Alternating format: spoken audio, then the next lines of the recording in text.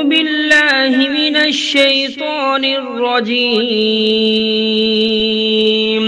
بسم الله الرحمن الرحيم. الرحمن علم القرآن خلق الإنسان علمه البيان الشمس والقمر بحسبان والنجم والشجر يسجدان والسماء رفعها ووضع الميزان ألا تطغوا في الميزان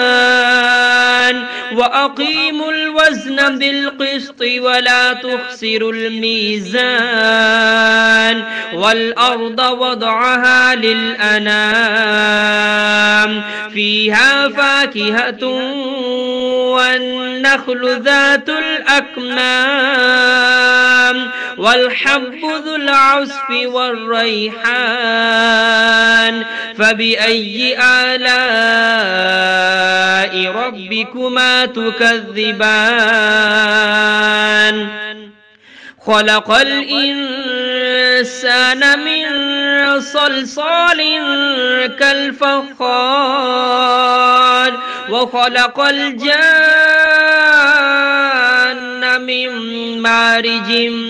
من نار فبأي آلاء ربكما تكذبان رب المشرقين ورب المغربين فبأي آلاء ربكما تكذبان مرج البحرين يلتقيان بينهما برزخ لا يبغيان فبأي آلاء ربكما تكذبان يخرج منهما اللؤلؤ والمرجان فبأي آلاء ربكما تكذبان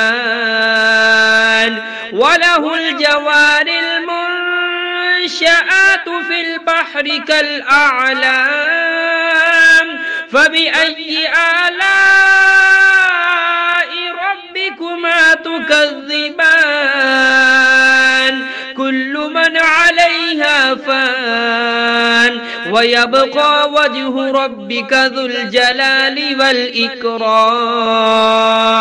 فبأي آلاء ربكما تكذبان يسأله من في السماوات والأرض كل يوم هو في شأن فبأي آلاء ربكما تكذبان سنفرغ لكم أيها الثقلان فبأي آلاء ربكما تكذبان يا معشر الجن والإنس إن استطعتم أن تنفذوا من أقطار السماوات والأرض فانفذوا لا تنفذون إلا بسلطان فبأي آلاء ربكما تكذبان يرسل عليكما شواظ من نار ونحاس فلا تنتصران فبأي آلاء ربكما تكذبان فإذا انشقت السماء فكانت وردة كالدهان فبأي آلاء ربكما تكذبان فيومئذ لا يسأل عن ذنبه إنس ولا جان فبأي آلاء ربكما تكذبان يعرف المجرمون بسيماهم فيؤخذ بالنواسي والأقدام فبأي آلاء ربكما تكذبان هذه جهنم التي يكذب بها المجرمون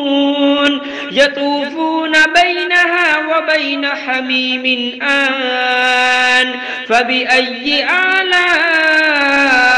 ربكما تكذبان ولمن خاف مقام ربه جنتان فبأي آلاء ربكما تكذبان ذواتا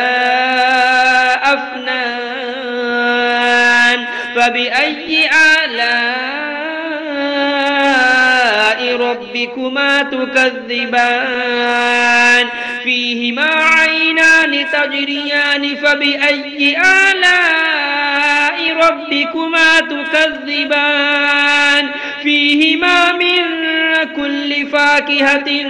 زوجان فبأي آلاء ربكما تكذبان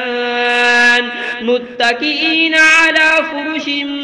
بطائنها من استبرق وجنى الجنتين دان فبأي آلاء ربكما تكذبان فيهن قاصرات الطرف لم يطمثهن إنس قبلهم ولا جان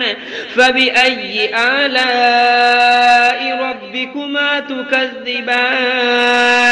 كأنهن الياقوت والمرجان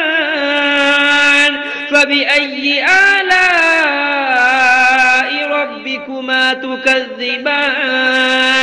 هل جزاء الإحسان إلا الإحسان فبأي آلاء ربكما تكذبان ومن دونهما جنتان فبأي آلاء ربكما تكذبان مدهامتان فبأي آلاء ربكما تكذبان فيهما عينان نضاختان فبأي آلاء ربكما تكذبان فيهما فاكهة ونخل ورمان فبأي آلاء ربكما تكذبان فيهن خيرات حسان فبأي آلاء ربكما تكذبان حور مقصورات في الخيام فبأي آلاء ربكما تكذبان لم يطمثهن إنس قبلهم ولا جان فبأي آلاء ربكما تكذبان متكئين على رفرف خضر وعبقري حسان فبأي آلاء ربكما تكذبان تبارك اسم ربك ذي الجلال والإكرام.